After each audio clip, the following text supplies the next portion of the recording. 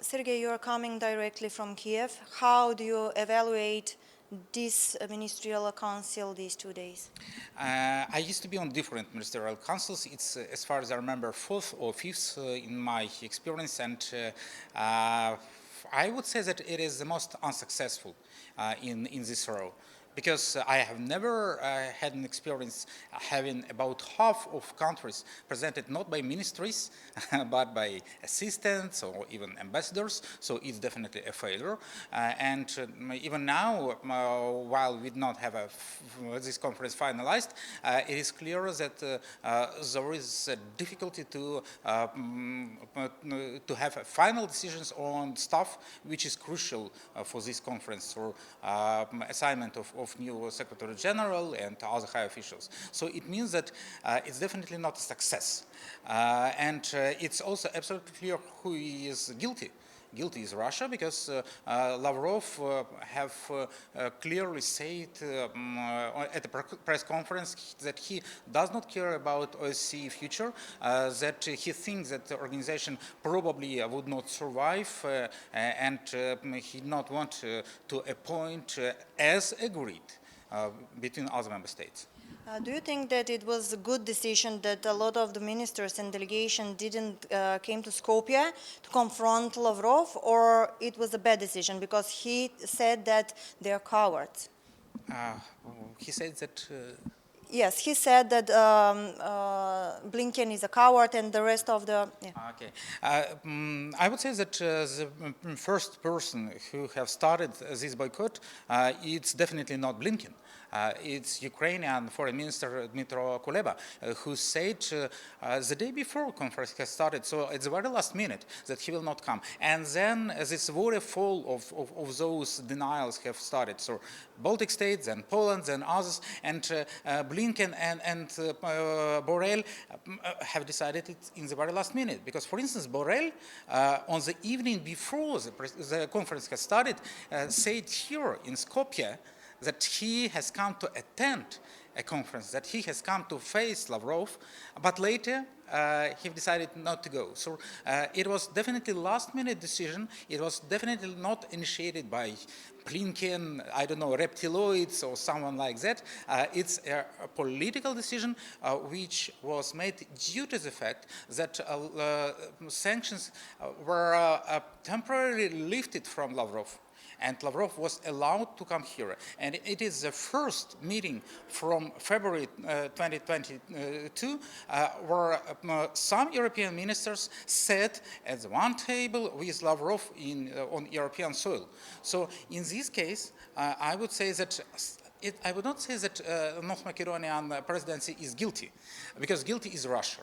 But to some way, Macedonian presidency is responsible, because they did not have a good choice.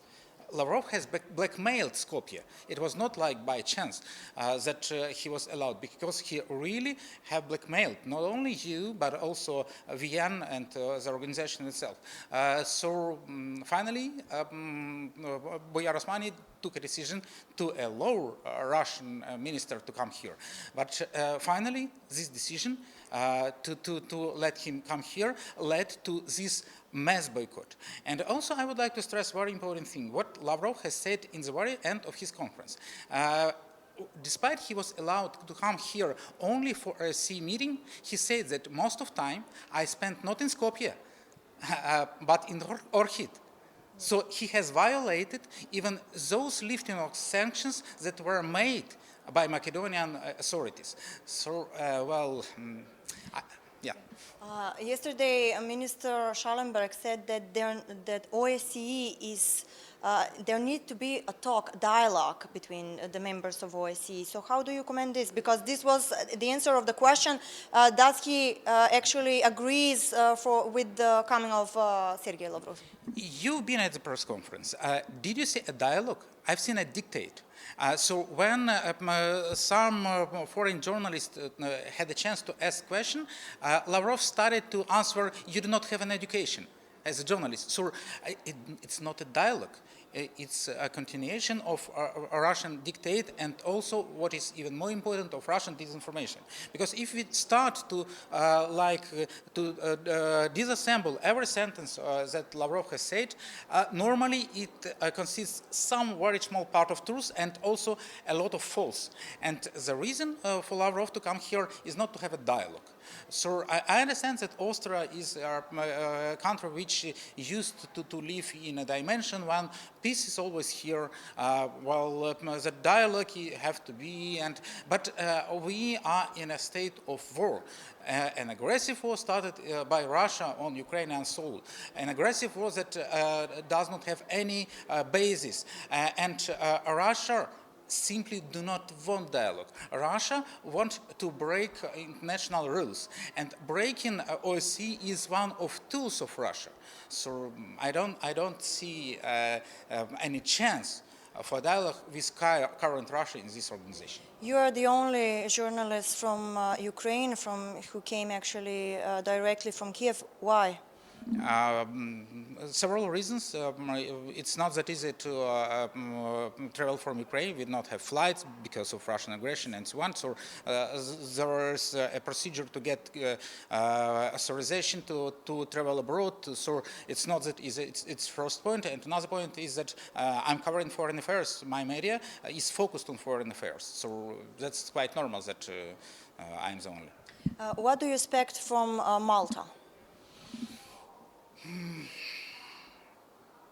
I expect that the next year OSCE will meet the same challenge that it has now under North Macedonian presidency, because Malta would not solve any of these core problems. The next year we will have a new blackmail by Russia, because Russia would also say that we would not want to accept prolongation of term of these officials, high officials, that hopefully will be appointed today.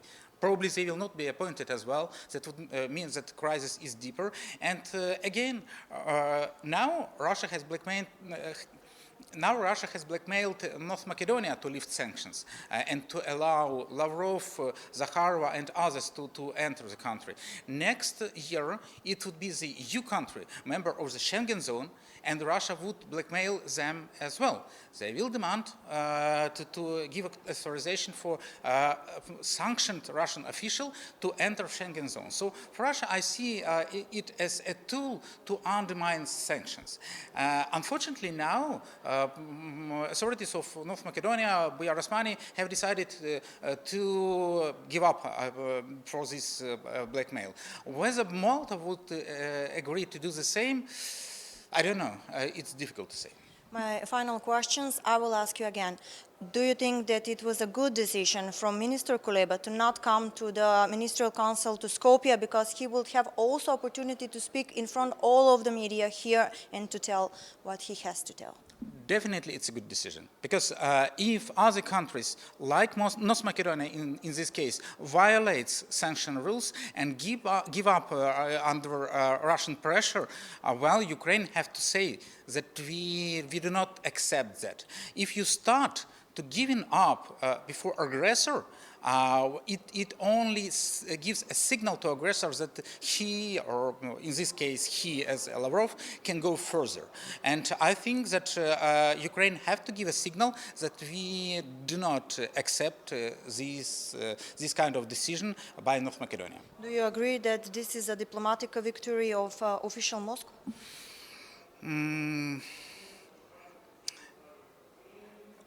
No.